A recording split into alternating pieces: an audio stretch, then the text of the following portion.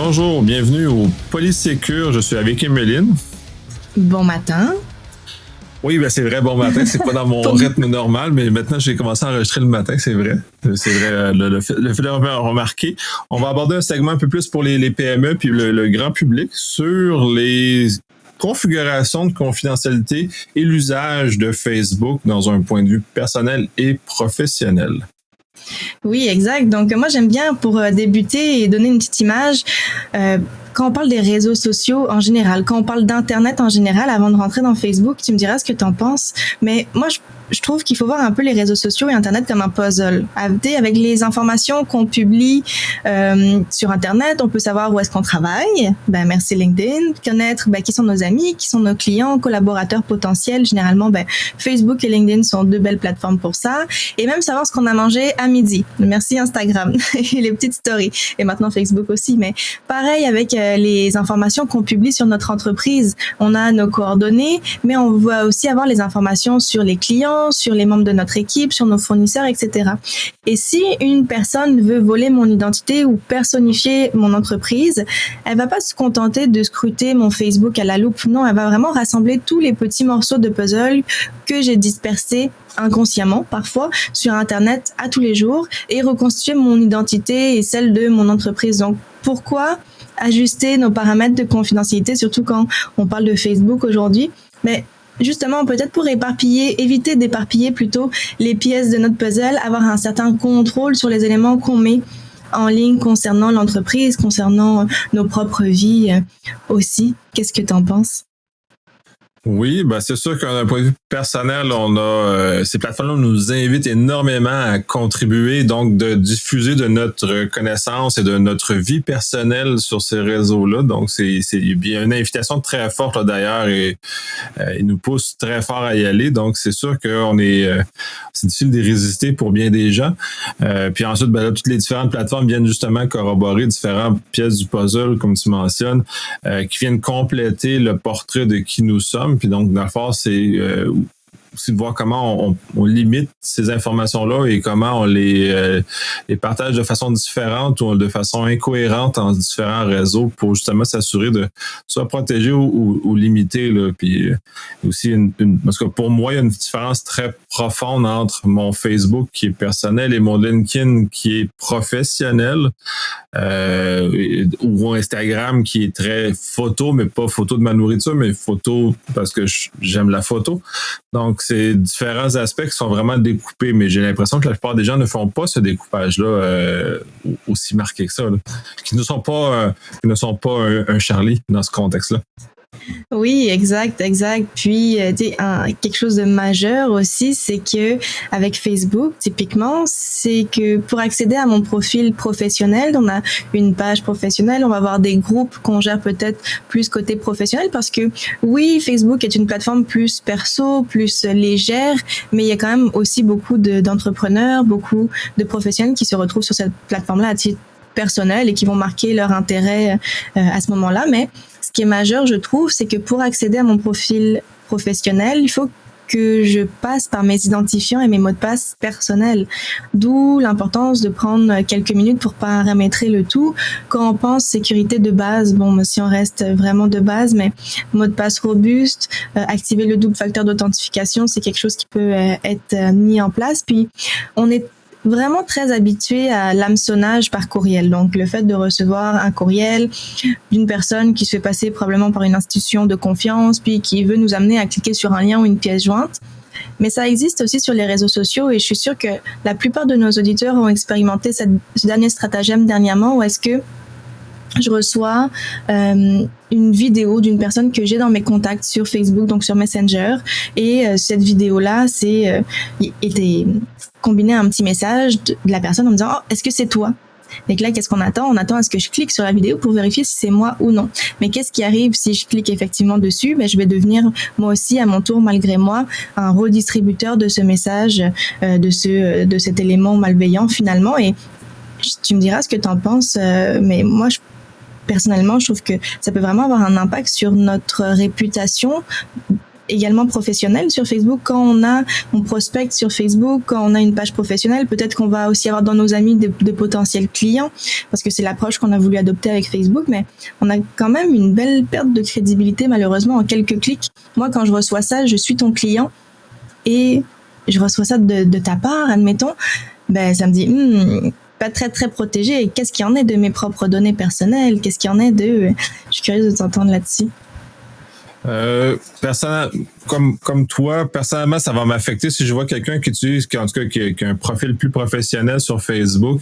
Puis les frontières dans Facebook sont vraiment pas faciles à déterminer qu'est-ce qui est personnel et professionnel.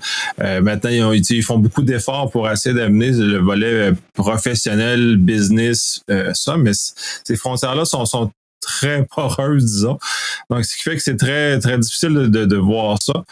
Si je vois ça, moi, c'est sûr que ça va m'affecter. La plupart des gens, je ne sais pas à quel point ça va éveiller chez les gens ce même commentaire-là ou même observation-là, parce que je suis pas sûr qu'ils sont encore dans l'espace personnel. Donc, j'ai l'impression que l'amusement, le petit côté ludique associé à Facebook, et même si c'est une page professionnelle quelque part, va faire ce genre de lien-là.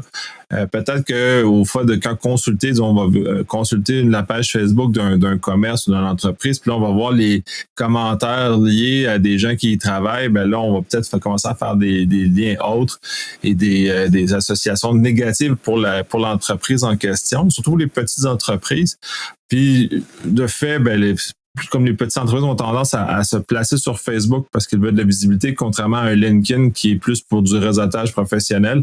Fait que ça va peut-être effectivement à terme, peut-être pas dans les médias, mais à terme nuire à leur réputation numérique d'entreprise, d'avoir cette espèce de manque de respect de cette frontière-là entre les deux univers. Oui, exact. Puis, il y a beaucoup de formations. Facebook change un petit peu de visage quand même dernièrement, je trouve, où est-ce qu'on va retrouver de plus en plus d'entrepreneurs qui vont justement avoir un profil plus professionnel, un profil personnel. Donc ça, c'est très bien de faire ce cloisonnement-là, mais aussi de faire attention, comme tu dis, à ce que le profil professionnel va pouvoir publier, l'image de marque qu'il va en dégager, etc. Donc, oui, effectivement, ce sont des très, très bons points. Puis, tu sais, là, je parlais de l'hameçonnage plus par Messenger, mais je suis convaincue que tu l'as vu toi aussi de ton côté dernièrement, les publications qui vont, tu sais, si on repense à mon puzzle justement, attention à ce qu'on publie sur Internet. Quand on nous demande quelle est la marque de votre première voiture, quelle était la marque de votre première voiture, quel était votre nom de jeune fille avant votre mariage, toutes ces questions-là qui nous rappellent un peu nos questions aux réponses secrètes généralement pour qu'on se connecte sur une plateforme ou autre, c'est très, très questionnable. Justement, moi aussi, j'avais partagé ça sur Facebook et sur LinkedIn, sur les deux, pour sensibiliser un petit peu, de faire attention aux informations qu'on donne, parce que c'est le principe même aussi du redécoupage, puis de rassembler tous les éléments du puzzle. À ce moment-là, on se retrouve à avoir une panoplie d'informations sur nous. Ouais, puis ça t'amène un point intéressant. Dans mes présentations avant, j'en parlais beaucoup. C'est beaucoup moins vrai sur Facebook maintenant, mais ça demeure quand même vrai jusqu'à un certain point, là, l'espèce de notion de confiance transitive, c'est-à-dire que les personnes à qui on fait confiance, malheureusement, vont relayer de notre information à notre insu. Donc, dès lors, on crée un problème beaucoup plus grand. Fait du fait que de partager, disons, juste un petit quiz drôle entre amis, quand il va élargir de ce cercle-là, ce petit quiz drôle entre amis devient une source d'information très riche pour les malveillants, pour réussir à amener justement chercher l'information nécessaire des questions secrètes, genre le nom de jeune fille de notre mère, ou toutes ces questions-là qui nous mènent à généralement les questions de sécurité, puis même toutes les notions de photos qu'on dépose sur ces réseaux-là dans un site, dans des applications qui sont pas des applications Facebook qui appartiennent à une compagnie tiers, qui sont dans Facebook, qui viennent prendre nos photos et qui les amènent dans un contexte qui est peut-être pas celui qu'on veut, parce qu'ils vont utiliser, il faut le dire, là, ils vont utiliser ces photos-là pour faire de la reconnaissance faciale, pour nous mettre notre face dans une banque de données, de mettre des choses comme ça. Même si ça a l'air très drôle parce que notre visage est transformé en dessin animé, le fait, c'est que le coût, parce qu'il y a un coût à ce genre de choses-là, ce qu'on ne voit pas, c'est qu'ils vont stocker cette information-là de façon éternelle, et probablement qu'en acceptant les choses, on a cliqué sur un bouton qui fait « J'accepte que mon visage soit éternellement stocké en plus ». Tous ces frontières-là sont tellement obscures que c'est très difficile. Puis la fuite, puis le puzzle, là, il devient très, très, très facile pour les malveillants et très difficile pour nous de contrôler, là. Ouais, exact. C'est vraiment un très bon point ce que tu amènes par rapport à ces applications-là qui sont le fun à utiliser et qui sont gratuites d'autant plus, mais qui, comme tu dis, vont stocker, collecter des informations sur nous, pas à notre insu, ça simplement qu'on s'est peut-être pas assez renseigné nous à notre niveau. Puis il faut que je te raconte une anecdote par rapport au nom de famille de la mère avant de passer plus aux paramètres de confidentialité Facebook que je voulais qu'on regarde, mais j'ai été aberrée. C'était peut-être en 2019, j'étais à l'hôpital, puis là tu fais une carte d'hôpital quand tu vas à l'hôpital, puis sur ta carte d'hôpital il y a écrit le nom de jeune fille de ta mère, et j'étais tellement étonnée, choquée. Moi à 2018 je terminais mon certificat à Polytechnique en cyberenquête. J'ai dit mais voyons donc, cette information se retrouve là-dessus. J'ai même appelé l'hôpital. Je l'ai appelé l'hôpital pour leur dire mais vous vous rendez compte de l'information que vous mettez sur vos cartes, la carte est perdue, peu importe, il y a tout plein d'informations. Donc ça m'avait beaucoup fait réagir. Ouais, au niveau section à propos. Tu sais, dans nos profils, on a la section, quand on est sur notre profil, à propos de nous, à propos de nos données personnelles. Cette section contient beaucoup d'informations personnelles, dépendamment de ce qu'on va mettre dedans. Puis j'aurais envie de dire, c'est un peu la question, à qui est-ce que je donne ces accès, à qui je donne accès à quoi? Est-ce que je choisis de rendre certaines informations accessibles au monde entier, à mes amis uniquement, ou même est-ce que je laisse ces sections vides? Donc tu sais, j'amène la réflexion par rapport à ça, puis justement on va pouvoir faire un peu le parallèle avec nos trois acolytes de la dernière fois, qui sont Bob, Alice et Charlie. Mais typiquement, si je prends un onglet, j'ai quelques notes devant moi pour me souvenir de quels sont les onglets, parce qu'il y en a quand même beaucoup aussi, mais l'onglet emploi et scolarité va souvent relater les informations et les mêmes informations que LinkedIn typiquement. Donc si je reprends mon petit Charlie, c'est sûr qu'il mettra rien. Et les informations, c'était notre control freak, puis très soucieux de ses propres données personnelles, Charlie.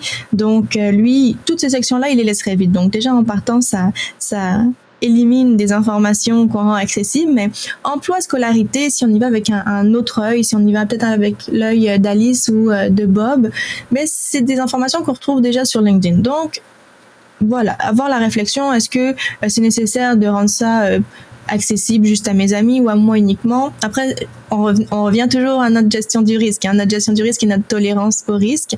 Au niveau de l'onglet, il y a l'onglet lieu de résidence qui va concerner les villes où est-ce que j'ai habité. Cette information peut souvent être facilement devinée aussi en fonction des lieux de mes emplois ou de mes écoles. Si j'ai rendu accessible où est-ce que j'allais à l'école, où ont été mes emplois, généralement, le lieu de résidence, on peut bien souvent faire le lien. Donc, ça n'a pas vraiment d'impact. Et encore une fois, ça c'est selon mon point de vue, mais chacun a aussi sa propre gestion du risque. Ça n'a pas vraiment d'impact à ce que ça reste public. On a l'onglet famille et relations. Famille et relations. Bon, est-ce que ça devrait rester privé? Est-ce que ça devrait rester disponible à uniquement nos amis? Si on accepte tout le monde sur Facebook, quelle est la qualité réelle de nos amis? C'est ça aussi, je serais curieuse de t'entendre là-dessus. Ensuite, ma question est la suivante, à savoir, mais c'est quoi la définition d'un ami sur Facebook? Ça a sûrement un impact dépendamment de la personne, bien entendu, mais il y en a qui ont 2000, 3000, 4000 amis. Est-ce qu'on connaît vraiment toutes ces personnes? Pas nécessairement, donc on donne accès à ces individus-là, et puis chacun de ces individus-là représente une porte d'entrée, représente une faille potentielle aussi, d'où est-ce que nos données pourraient fuiter. Qu'est-ce que tu en penses? Je vois que tu hoches la tête. Oui, j'hoche la tête parce que ça, c'est l'espèce où la frontière a été longtemps très floue. Les gens n'avaient avant que Facebook se positionne de point de vue affaires, business, les gens avaient soit un compte business et soit un compte personnel sur Facebook. Ça, ils vivaient avec les deux. Ou soit ils prenaient leur compte personnel et ils se connectaient avec leurs collègues de travail ou avec quelque chose comme ça. Fait que la frontière a été longtemps très floue.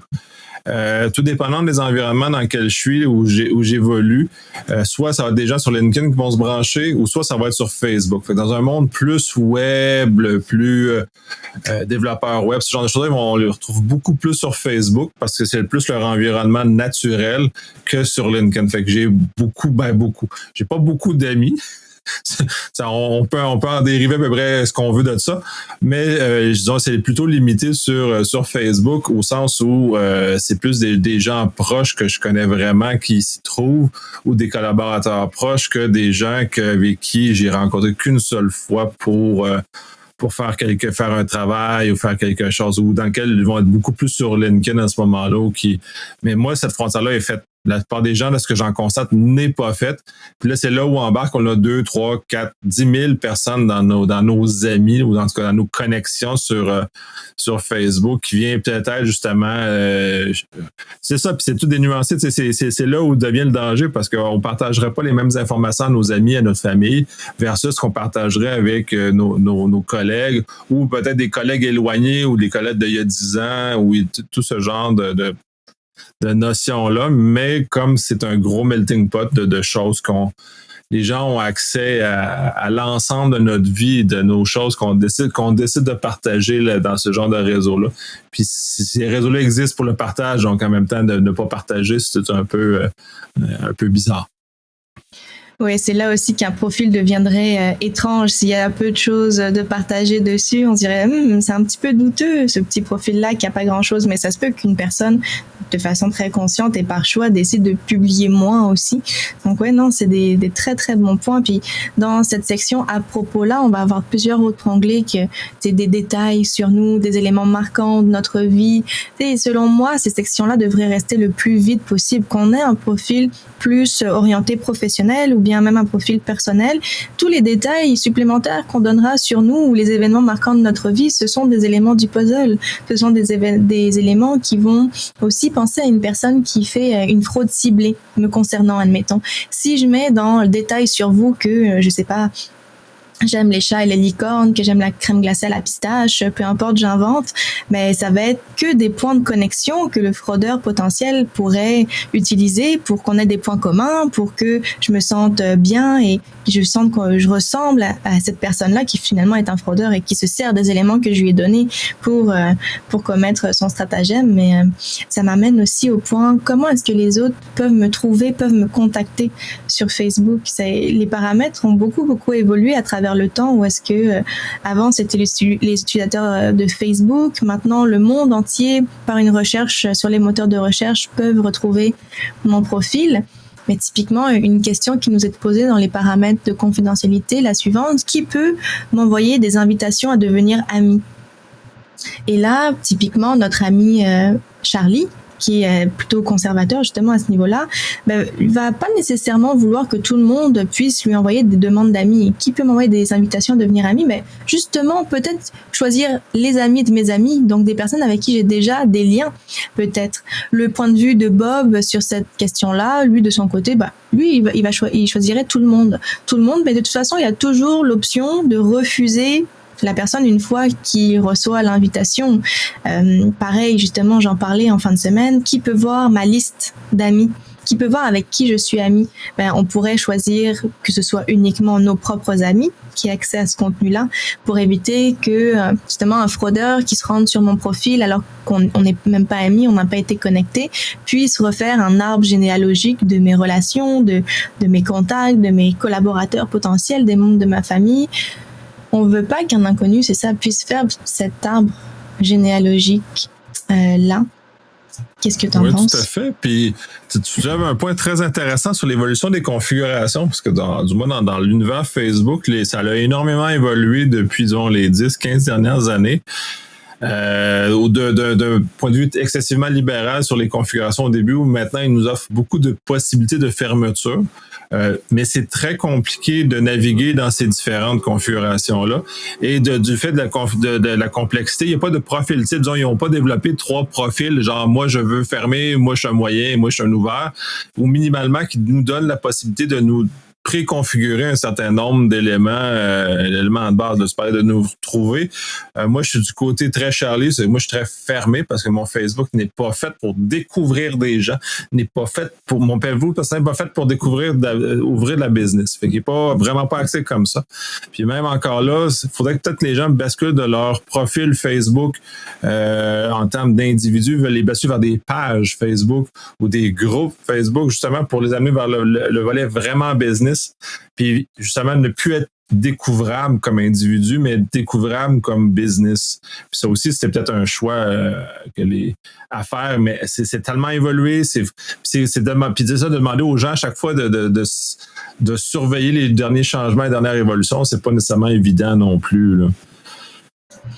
Oui, exact. Et puis, tu m'amènes à parler d'un phénomène qu'on a beaucoup vu aussi depuis la pandémie, c'est le marketing relationnel, les ventes, donc le MLM typiquement, dont les sigles, enfin les lettres m'échappent ce matin, mais on a eu quand même une grosse évolution de personnes qui ont intégré des groupes comme ça, où est-ce que c'est du marketing relationnel. Marketing relationnel veut dire être plus proche des gens, être plus proche des clients, et c'est là qu'on a vu une espèce de tournure aussi avec Facebook, où est-ce que les profils personnels sont devenus des profils un peu plus de prospection de nouvelles clientèles, parce que marketing relationnel égale souvent d'être proche du consommateur, de se montrer également dans son day-to-day, dans ses propres habitudes, et donc ça a évolué en ce sens-là. Ça aurait beaucoup moins de réussite, selon moi, ce modèle d'affaires-là, avec une page Facebook, typiquement. D'où, pas l'importance, mais d'où cet engouement qu'on a vu pour un transfert d'un compte personnel vers quelque chose d'un peu plus professionnel, veut pas. Un autre point, je serais curieuse de t'entendre aussi sur cet élément-là aussi, mais on a la possibilité, voulez-vous que les moteurs de recherche en dehors de Facebook affichent votre profil? Ça, je trouve ça super intéressant. Est-ce que je veux que quand je tape mon propre nom sur Google, ou quand quelqu'un tape mon nom sur Google, est-ce que je veux que mon profil Facebook ressorte? Moi, mon point de vue, je te le donne tout de suite, puis je serais curieuse d'avoir le tien ensuite, c'est que j'ai pas l'impression qu'il y ait vraiment d'impact ici, puisque de toute façon, il est très facile de remonter jusqu'à mon profil, c'est-à-dire que même si lors d'une recherche sur Google, on tape mon nom puis on retrouve pas mon profil Facebook directement, mais rien n'empêche à l'individu qui me cherche d'aller sur Facebook puis de faire une recherche par nom depuis Facebook, et là retrouvera mon profil, même s'il n'a pas été indexé sur les moteurs de recherche. Ouais, moi, mon profil, il est très difficile à trouver sur Facebook. Là, c'est pas un défi que je lance à personne là, quand je dis ça, là, mais parce que ça se peut que la configuration elle a dévié avec le temps, puis les nouvelles choses ont apparu, mais il y a plusieurs années, j'avais fermé au maximum qui était possible à cette époque-là. Là. Puis d'ailleurs, ça me rappelle qu'il faudrait que j'y retourne aller faire un petit rafraîchissement à ces configurations-là, parce qu'ils ont dû évoluer de façon encore importante depuis. Mais je les avais vraiment fermés. Ce qui fait que même au niveau de Facebook, je pense qu'il fallait que mon adresse courriel exacte pour me trouver. Si tu l'avais pas, tu ne me trouvais pas. Fait que tu peux pas juste chercher mon nom puis tomber par hasard sur moi. Comme donc, conséquemment, pour moi, me faire trouver dans Google pour la même chose est inacceptable, parce que je l'avais déjà fermé côté Facebook. Parce que je ne voulais pas ce genre de choses-là. Mais tu vois, en même temps, comme on a chacun des profils hybrides, autant sur Facebook, je suis un Charlie, autant sur LinkedIn, je vais être un Bob.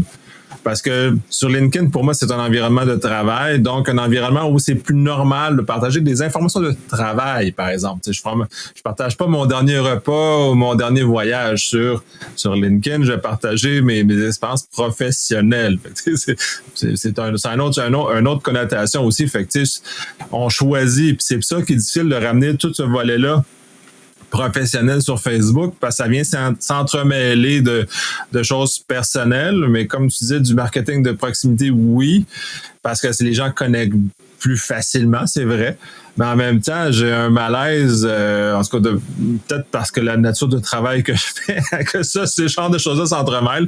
Peut-être dans d'autres secteurs, c'est plus correct ou c'est plus accepté que ce chose-là s'entremêle. Mais à un moment donné, ces choses-là durent dans le temps. Puis si on commence à partager tous nos déboires dans notre vie personnelle en même temps qu'on essaie de faire du marketing de proximité, je sais pas, là, puis se faire retrouver sur Google, oui, dans la mesure où on veut amener du monde dans notre business. Mais moi, j'amène pas de monde dans ma business sur Facebook d'un point de vue personnel. J'ai une page, ça va. Mais c'est tout. Pour moi, la façade, c'est une question de profil. Mon profil, moi, c'est très, très Charlie sur Facebook. Là. Fait.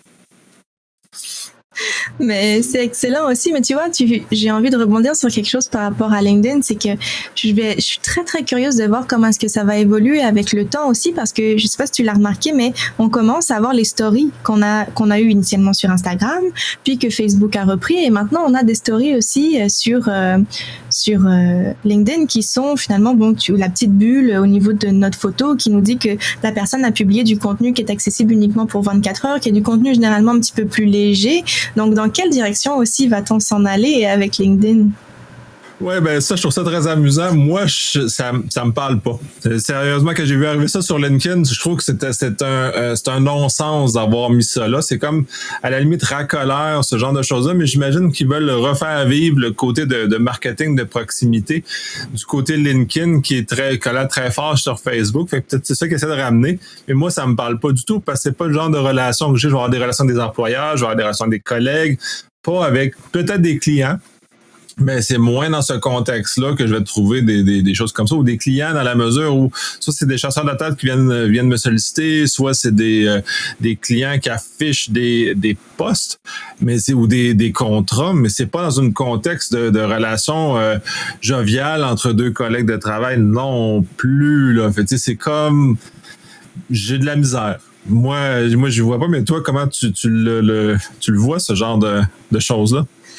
Ben, moi, je suis convaincue que les relations de prospection de nouveaux clients vont se faire beaucoup d'humain à humain dans les prochains temps. J'ai l'impression vraiment que le B2B, le business to business est tranquillement voué à disparaître, qu'on est vraiment, avec probablement mon point de vue là-dessus, c'est avec la pandémie, on a tellement été isolé en quelque sorte que là le fait qu'une personne pour qui on pourrait acheter des services a une approche très personnelle, très personnalisée, on se sent un peu plus spécial et on se dit la personne, son produit va vraiment être adapté à moi parce qu'elle prend le temps il y a peut-être aussi beaucoup de manipulation aussi à travers tout ça, mais je pense que on s'en va vraiment plus vers du human to human, humain à humain, et que justement les stories vont probablement faire en sorte que ça va faciliter le tout et la proximité entre le client et l'entreprise aussi. Ouais, ben ok, en ce sens-là, je trouve que je suis pas encore confortable. C'est peut-être plus ça. C'est mon petit côté Charlie se sent très agacé de cette situation-là, probablement. Mais en même temps, tu parles d'humain à humain, mais mon expérience LinkedIn est très particulière. J'imagine que tu as eu quelque chose de similaire. C'est qu'il y a beaucoup d'automatismes, il y a beaucoup de faux automatismes surtout chez les prospecteurs. Ben, je suis pas sûr que quand on parle d'humain, on parle d'un vrai humain ou d'un humain qui utilise des mécaniques un peu ratées dans la plupart des cas, dans lesquels les messages de prospection, pour moi, soit je le vois clairement que c'est un message déjà préformaté puis qu'il n'y a rien de personnel dans ce qu'il fait. Ils sont peut-être un peu malhabiles encore sur LinkedIn avec leur côté humain qui semble un peu mécanique. J'aime ça t'entendre aussi là-dessus. Ouais, je suis d'accord avec toi. Comme quoi, il y a des outils qui ont été mis en place, puis quand il y a des outils qu'on met en place pour nous faciliter la vie, pour nous faire optimiser du temps, généralement on les utilise. Est-ce que c'est toujours à bon escient? Comme tu dis, des fois ça devient mécanique, ça devient un petit peu robot. Donc oui, absolument, ça amène des enjeux, ça amène des questions. Puis pendant qu'on est justement dans les messages, peut-être que je reviendrai à Facebook. Et d'ailleurs, tu as dit quelque chose tout à l'heure par rapport à Facebook que tu serais peut-être dû pour une petite mise à jour des paramètres de confidentialité. Je te confirme que ça change assez rapidement, puis que généralement quand ça change, ils se permettent finalement de nous remettre d'anciens paramètres qu'on avait bien paramétrés, mais qui remettent ça un peu par défaut. Donc je t'encourage et j'encourage tout le monde à y faire un petit tour de temps en temps. Mais il y a une question sur Facebook et puis sur LinkedIn aussi, à savoir, mais comment est-ce que je veux obtenir des invitations par message? Ça, concrètement, c'est de décider si j'accepte qu'on m'envoie des messages et dans quelle boîte de réception je veux que ça tombe. Avec Facebook, on a 2 boîtes de réception. On a mes discussions et on a justement une invitation par message. En termes de sécurité, là où est-ce que j'ai envie d'amener le point, c'est que les paramètres qu'on choisira ici ne change pas grand-chose dans mon cas. Que je reçoive le message dans ma boîte de réception ou dans mes invitations par message, mais c'est du cas par cas, parce que c'est pas parce que je reçois un message dans ma boîte de discussion qu'il n'est pas frauduleux. Et inversement, c'est pas parce que je reçois un message par invitation qu'il l'est forcément. Il faut simplement être vigilant et éviter de cliquer sur les hyperliens. Peut-être que oui, ça va nous mettre un peu plus la puce à l'oreille quand c'est un message qui va se retrouver dans les invitations plutôt que la boîte de discussion. Et d'un autre côté, pas légitimer tout de suite pour autant ce qu'on reçoit quelque chose dans la boîte de discussion. Qu'est-ce que tu en penses justement par rapport à cette gestion du risque-là? Oui, puis de toute façon, puis on avait parlé ça un peu hors onde, là, c'est un peu comme les messages qu'on reçoit par texto aussi, qui sont, par nature, vont avoir une impression plus personnelle, puis comme s'ils nous étaient destinés à nous autres. Donc, à ce moment-là, on va être un peu naturellement moins vigilant. À ce moment-là, donc, on va être plus tenté à cliquer sur le lien ou à aller vérifier ce que c'est ou aller agir sur le chose. Puis, généralement, en plus, ils vont nous interpeller nos sentiments d'urgence. Fait qu'ils sont quand même très habiles au niveau de la manipulation pour nous amener à porter action par rapport à ce qui est dans le message. Fait que non, il faut juste être vigilant parce que peu importe comment le message rentre. Mais encore là, comme mon Facebook est très fermé, les messages qui rentrent dans la boîte non standard, ben, sont naturellement plus, j'ai regardé de façon plus circonspecte justement parce que je suis pas supposé en recevoir en temps normal. Si on veut me contacter, c'est pas par là qu'on me contacte. Mais bref, ça peut porter beaucoup de confusion, mais c'est ça aussi, tout le mélange, on parle de mélange des genres, c'est là où ça devient difficile pour les gens de distinguer qu'est-ce qui est le vrai du faux. Puis Facebook, c'est l'univers du faux qui a l'air d'être du vrai, là, fait que c'est très difficile. Ouais, exact. Non, c'est tellement vrai ce que tu amènes, puis la façon dont tu l'amènes, c'est toujours, si on avait un petit bouton qui, comme tu dis, 3 profils, moi je suis un Charlie, moi je suis Alice, moi je suis plus du type Bob, ça faciliterait, mais encore une fois, faut pas non plus tomber dans, j'en parlais la dernière fois avec Bob, où est-ce qu'il prenait un petit peu les choses pour acquis en disant, oh, on entend tellement parler de la sécurité que les plateformes doivent bien mettre des choses à disposition pour nous, mais pas nécessairement, quand même rester curieux et rester vigilant dans tout ça. Et justement, le dernier point que je voulais amener par rapport aux paramètres, c'est par rapport à les identifications. Une personne pourrait me taguer, si je reprends les mots, le vocabulaire propre à Facebook, sur une photo. Mais est-ce que je veux que cette photo se retrouve tout de suite instantanément sur mon profil ou est-ce que je veux avoir un certain contrôle là-dessus? Si je permets à tout le monde de publier sur mon profil et que je fais aucune supervision, quelqu'un pourrait très bien publier quelque chose de frauduleux et que mes contacts se fassent ensuite avoir par cette publication. Mais effectivement, maintenant et heureusement, on a l'opportunité de faire de la supervision. On a des options qu'on peut aller activer dans nos paramètres.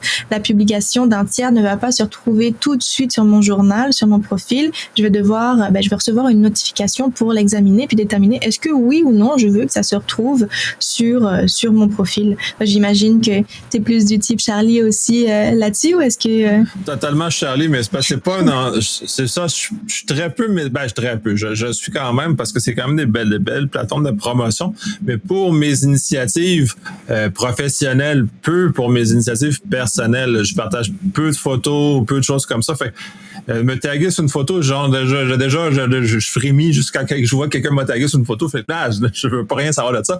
Justement, ça permet de m'identifier, me faire trouver dans des banques de données. Fait que c'est déjà très inconfortable dans ce contexte-là. C'est toujours dans la sphère où on parle de contrôle de l'information dès qu'on sort. Fait que c'est là où je suis un Charlie, c'est parce que j'aime pas perdre le contrôle de mes informations personnelles parce qu'on peut me frauder, oui, mais parce que maintenant, c'est une question d'image, qu'est-ce qu'on fait avec mon image, qu'est-ce que ces compagnies-là récoltent. Donc, on enlève le fait que Facebook récolte tout de toute façon, mais le fait que les compagnies tiers qui tournent autour de Facebook vont récolter cette information-là, vont l'utiliser. Là, ça me fatigue davantage parce qu'on est capable d'aller plus loin. Puis à une époque, on avait avec Farmville puis ces éléments-là, ben, il avait été découvert que Farmville venait pomper la liste des contacts de nos contacts. Fait que cet élément-là devient justement très effrayant parce que même si moi je fais attention, si j'ai quelqu'un dans mon réseau qui ne fait pas attention, là, celle-ci va m'entraîner dans ses éléments, dans ses choix à elle, qui sont pas un même profil de risque que moi. C'est moins vrai maintenant. Le Facebook a beaucoup redressé ça, mais c'est pour ça qu'il faut les vérifier là. Fait que j'ai justement vérifié que je suis bien Charlie à l'ensemble de mon profil Facebook. Mais encore là, je suis Bob sur LinkedIn. Fait que c'est là où on fait nos choix, mais je suis un Bob professionnel. Je mets pas mon lunch sur LinkedIn, je mets mes affaires professionnelles. Fait que, puis je mets mon lunch sur Facebook, mais Facebook, j'ai pas beaucoup de monde parce que mon lunch, je le partage pas avec beaucoup de monde, je veux pas le partager avec beaucoup de monde, puis je veux pas avoir des publicités puis tu sais, je veux pas ça, puis même j'incite les gens à moins me parler sur Messenger, sur Facebook, parce que ce qui est dit là ramène à des publicités après. Fait que, tu sais, je trouve ça très inconfortable de voir que mon contenu ensuite me sert à manipuler mon esprit pour me faire acheter des choses desquelles ont été discutées. Fait que, tout ça crée une forme de malaise chez moi, là, ce qui fait que je suis un Charlie dans cet univers-là, mais c'est ça. Mais effectivement, tu amènes un bon point qu'on pourrait discuter une prochaine fois, mais par rapport aux publications, aux publicités, ciblées. Ça aussi, c'est tout un élément justement à sensibiliser, à nous sensibiliser par rapport à la publicité, je vais y arriver, la publicité ciblée, tout à fait. Mais ça faisait le tour de mes petits points pour aujourd'hui. Est-ce que tu voulais rajouter quelque chose, mis à part le petit devoir que tu avais à faire de revoir les paramètres? J'ai mes propres devoirs, c'est bien de me l'avoir rappelé. Mais puis là, on va amener peut-être un aspect intéressant parce que tu amènes le marketing de proximité. Tu amènes aussi les effets de Facebook, mais des réseaux sociaux en général. L'espèce de quête où avoir un maximum de contacts.